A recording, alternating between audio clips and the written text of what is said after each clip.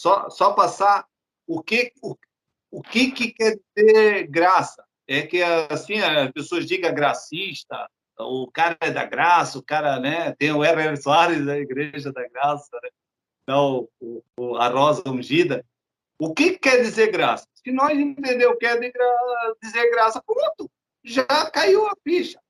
O que quer dizer? É eu dizer para Deus, por exemplo, eu não estou na graça. Eu dizer para Deus, eu mereço a salvação. Eu mereço. Eu tenho obras que justificam a minha salvação. Eu vou no monte orar, eu faço isso, eu faço jejum, faço esmola. Eu mereço a salvação. Agora, o contrário. O que é graça? Eu não mereço nada, eu não faço nada disso, nada disso. E mesmo assim, eu sou alcançado por Deus. Isso é graça. Eu não estou fazendo nada para merecer. Então, isso é graça. Eu não preciso fazer nada para merecer. É um favor não merecido. Quer dizer, eu não preciso fazer alguma coisa para merecer ser salvo. Entendeu? Isso é graça. E Deus não nos ama. Deus não ama nós. Então, que as pessoas entendem, Deus não te ama, meu querido.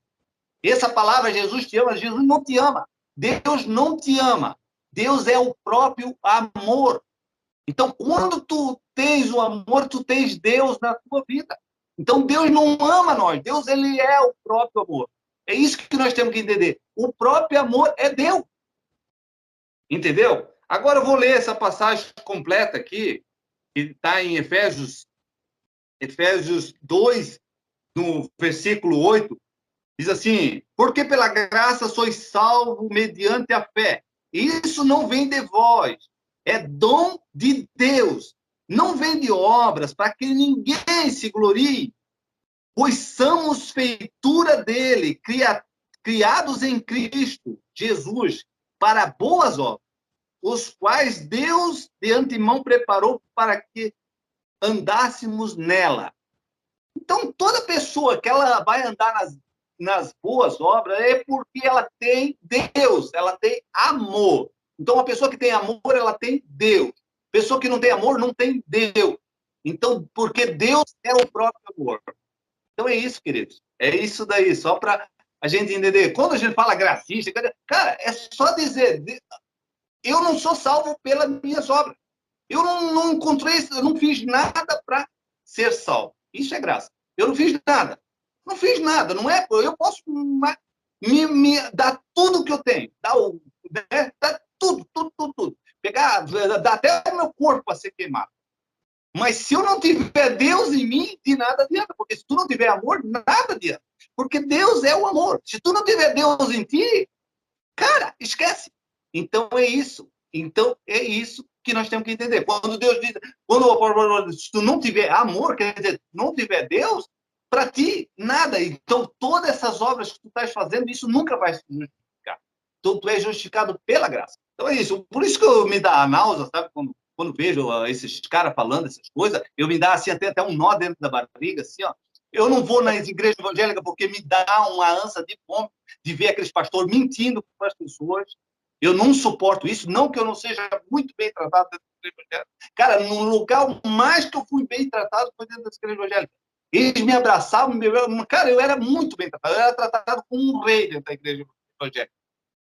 Toda a vida fui muito bem tratado. O melhor lugar que eu frequentei na minha vida foi dentro da igreja evangélica. Mas eu não suporto a mentira. É isso que acontece. Eu não suporto a mentira. Então, eu não suporto ver aqueles caras com a cara deslavada mentindo para o povo. Então, quando eu ganho a oportunidade, eu vou lá e falo a verdade. Eu sou excluído da igreja.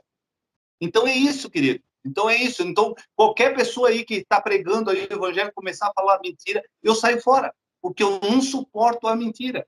E eu digo assim, se for para me perder um amigo por causa da verdade, eu perco o amigo, mas não deixo de falar a verdade. Então, é isso. E me faz mal, me faz mal. A minha consciência fica pesada se eu não falar aquilo que é verdade. Mesmo que isso me doa. Eu ganhei a oportunidade, eu até falei no grupo, para fazer a ceia. Quando eu cheguei lá na ceia, eu peguei e disse assim, ó, eu disse, isso daqui, meus queridos, isso daqui é um pão, nada de corpo de Cristo, isso aqui não é o corpo de Cristo. O corpo de Cristo são vocês, porque o Espírito de Deus habita em vocês, e se o Espírito de Deus habita em vocês vocês são um corpo, entendeu? E aí então né, naquele momento a igreja não me aceitou mais falar a verdade para o povo. Então é isso. Irmã Sileide, fala. A gente percebe aí que a humanidade vive, é como se estivesse andando embaixo do céu nublado, acreditando que não tem sol.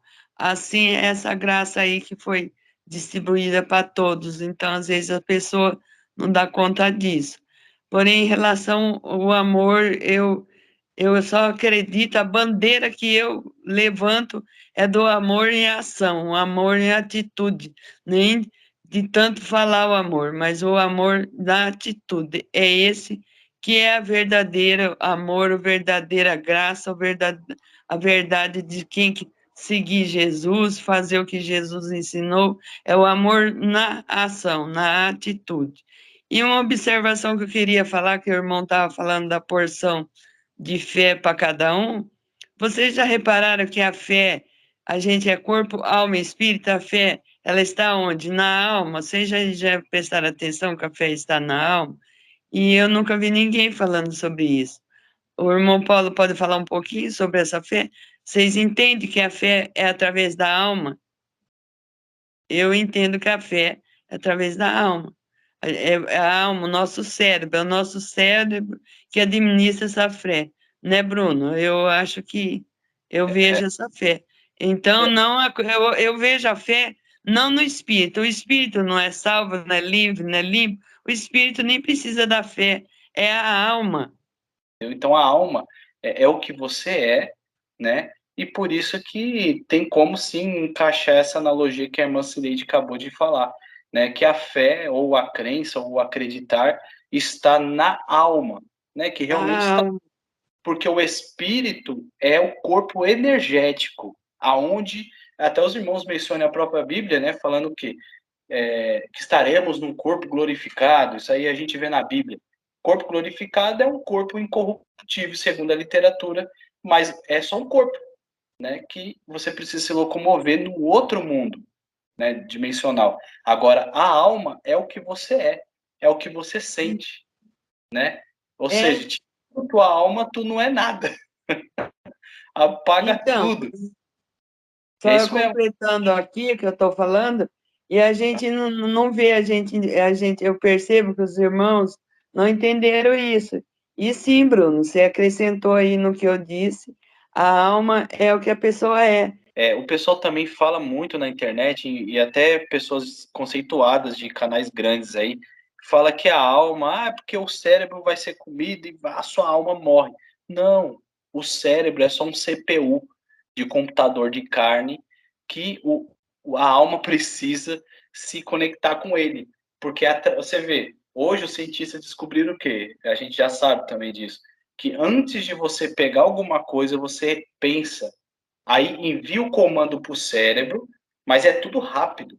Então, quem manda esse comando é a consciência da alma, né? Ela manda lá para o cérebro de carne, e o cérebro de carne manda esse contato para o braço físico pegar fisicamente aquilo que você quer, né? Então, é basicamente isso. Não sei se os irmãos entenderam. O cérebro não é uma alma. O cérebro é só um CPU de carne. O que o apóstolo Paulo fala? Foi dado uma porção de fé para cada um, uma medida. Mas assim como nós exercitamos o nosso corpo físico para ganhar músculo, né? Para ganhar mais força, assim exercitai a vossa fé. Então, a nossa fé ela pode ser exercitada assim como nós exercitamos. Então, todas as pessoas, por exemplo, a pessoa ganhou um corpinho, né? Ganhou um corpinho lá, né? E aí, magrelinho, né? Sem nada, né? E igual o do outro irmão. O outro irmão também, um corpinho magrelinho. Aí um daquele lá começa a exercitar o corpo. Começa a exercitar. Daqui a pouco está todo cheio de musculatura, todo forte, né? E o outro continua magrelinho. Mas todos os dois ganharam um corpo igual. Mas aquele que exercitou o corpo, né? Criou resistência. Aquele outro que não exercitou, não criou resistência. A mesma coisa a nossa fé. Então, a fé é uma proporção igual, um corpo igual dado de fé para cada pessoa. Só que tem pessoas que começam a exercitar essa fé. E a exercício da fé é pela palavra, ouvindo a palavra e as instruções de Deus, através do Espírito, através de conhecimento. Isso vai exercitando a nossa fé. Então, o que acontece? Quando as pessoas vão descobrindo, né, que tu pode usar a tua fé para conseguir alguma coisa, tu pode botar ela em prática, então tu estás exercitando ela. Tu está exercitando. E isso vai fazer com que está criando musculação nessa fé. Aqui em Hebreus 11 diz assim, ora, a fé é a certeza de coisas que não se espera e a convicção de fatos que não se vê. Pois pela fé, os antigos foram justificados. Então, a mesma coisa como nós lemos lá naquele outro versículo lá, que pela fé nós alcancemos a graça, então, quer dizer, a fé nos justifica. Então, os mundos antigos, as pessoas antigas, pela fé, elas foram justificadas. Porque a fé é algo que foi dado por Deus, é um dom. Não é algo que a pessoa conquistou. Não, ela é um dom de Deus que é dado para a pessoa. Mas a pessoa começa a exercitar esse dom que está nela. Então, é isso. Diz aqui em Hebreus 11, versículo 6, assim diz assim, de fato, sem fé é impossível agradar a Deus, porquanto é necessário que aquele que se aproxima de Deus creia que ele existe e é recompensador daqueles que a buscam. Então, a pessoa que não tem fé, ela não vai agradar a Deus.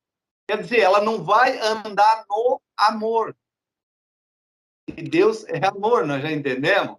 Então, a pessoa sem fé, ela não vai andar no amor. Agora, a pessoa, quando ela tem fé, ela anda no amor. Então, é necessário que a gente impulsione a pessoa a exercitar a fé. Porque quanto mais tu exercita a fé, mais vai fluindo dentro de ti o amor. Tu vai andar mais no amor. Então, tu vai agradar o amor. Vai agradar o amor. Porque sem fé é impossível agradar o amor. Agradar a Deus. Porque Deus é o amor. Entendeu?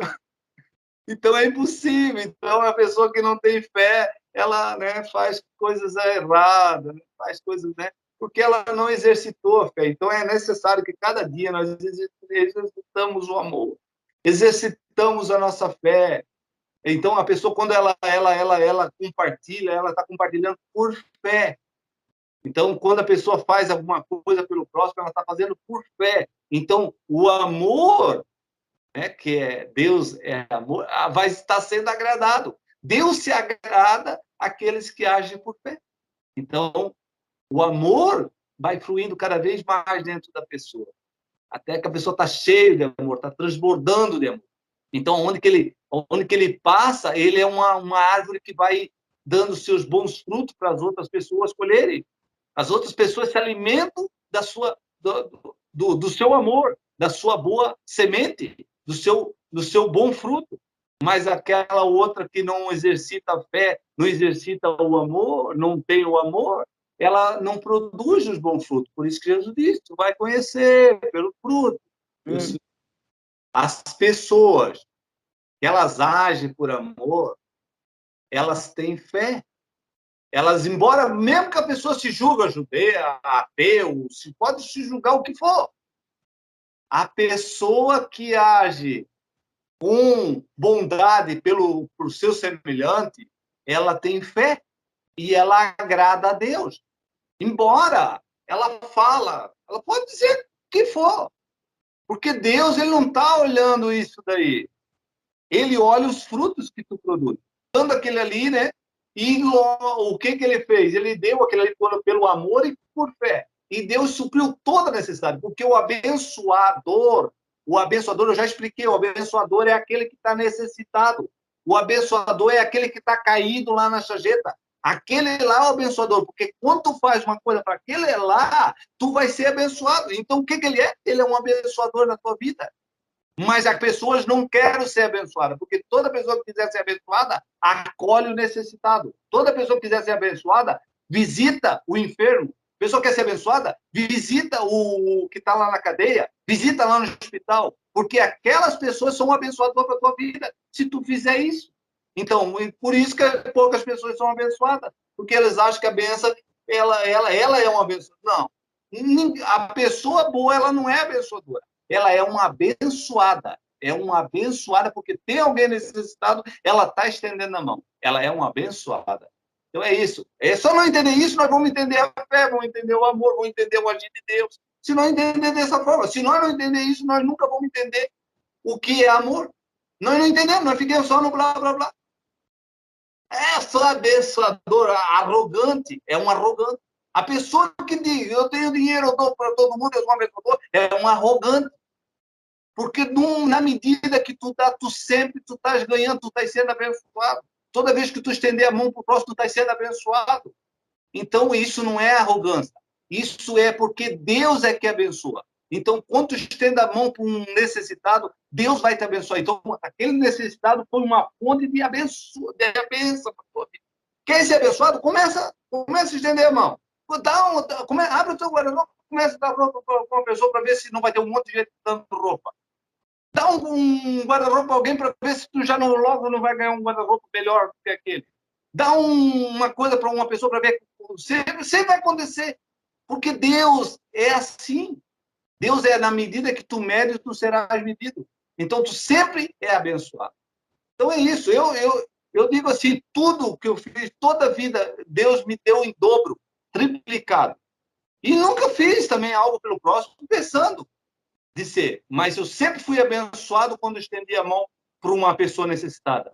Sempre aquela pessoa necessitada foi uma fonte de bênção para a minha vida. Isso é feito contrário. E o certo é quem tem mais ajudar quem não tem. Isso daí eu concordo aí com o Dom Paulo. Por isso que eu bato de frente, sempre falando no nome aí comunismo. As pessoas não entendem o que é comunismo verdadeiramente, porque eles fazem aliação ao comunismo de Cuba, né, e Venezuela, que não é comunismo ali foi um golpe de Estado, não tem nada a ver. Mas é isso,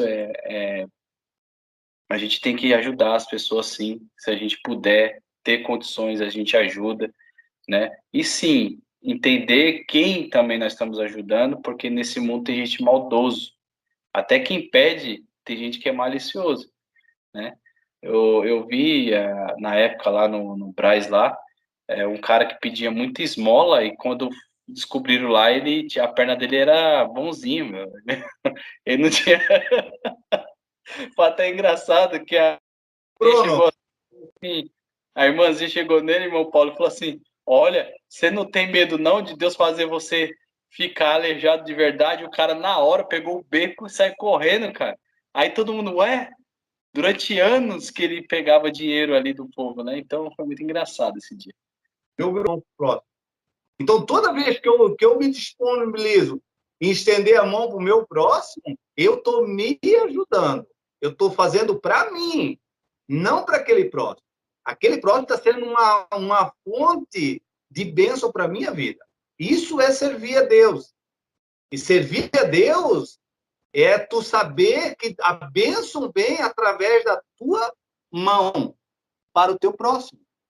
No momento que tu estende a mão para o próximo, tu está sendo abençoado. Agora, não dizer assim, eu vou levar lá para um guru, lá, o pastor, o líder lá, eu vou lá dar dinheiro para ele, ele vai fazer uma mandiga na minha cabeça e eu vou ser abençoado. Não. Tu é abençoado quando tu visita uma pessoa que está presa, vai lá levar uma palavra de conforto, talvez para aquela família, para aquela mãe que está lá esperando lá na frente do presídio. Tu vai lá e fala para ela, não, oh, Deus é grande, Deus é maravilhoso, Deus vai mudar a tua sorte, vai ajudar tu nesse momento difícil.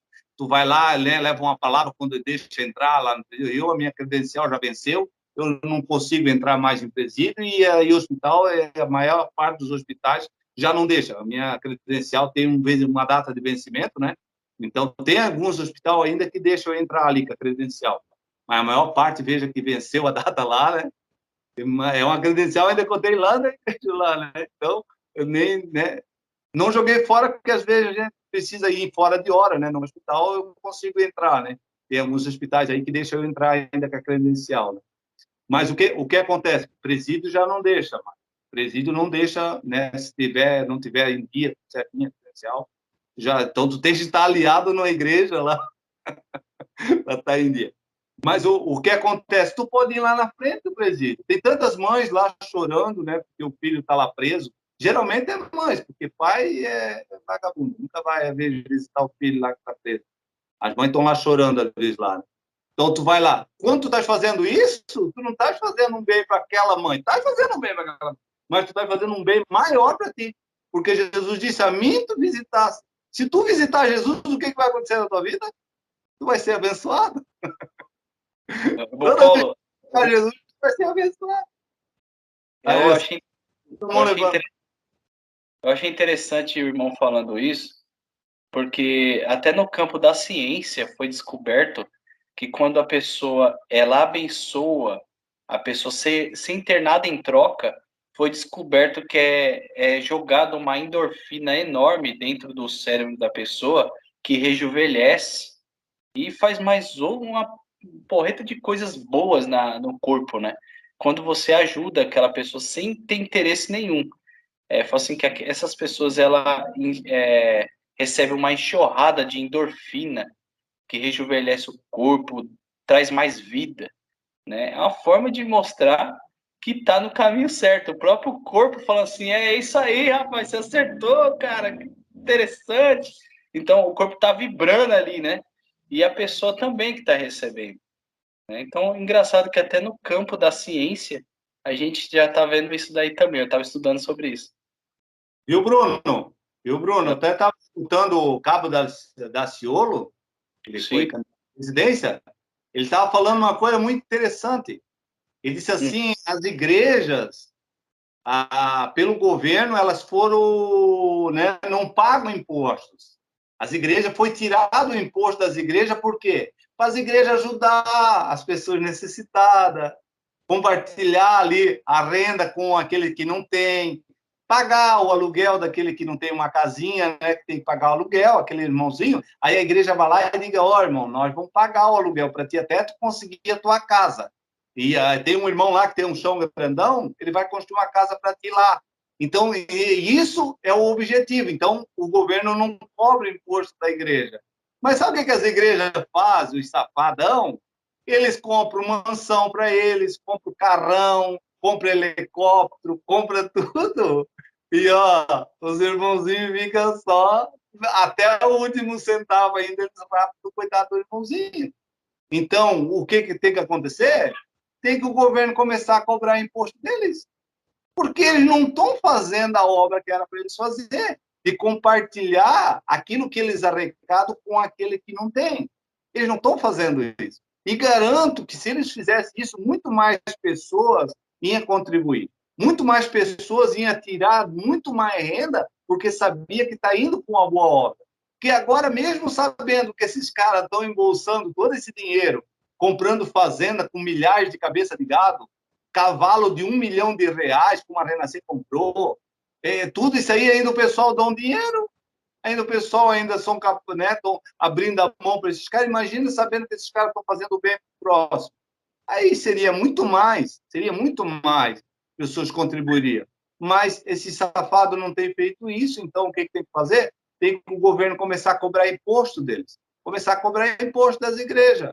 Eles não estão fazendo o papel que é dividir, compartilhar com necessitados, eles não estão. Eles, às vezes, vão lá levar um pacote de feijão podre lá para aquela pessoa lá que está necessitada, leva lá uma coisa que arrecadou de alguém lá. Às vezes a pessoa vai lá e procura aquilo que já está estragando dentro do armário, leva lá para a igreja, para lá, né? Tem pessoas ainda desse nível, né?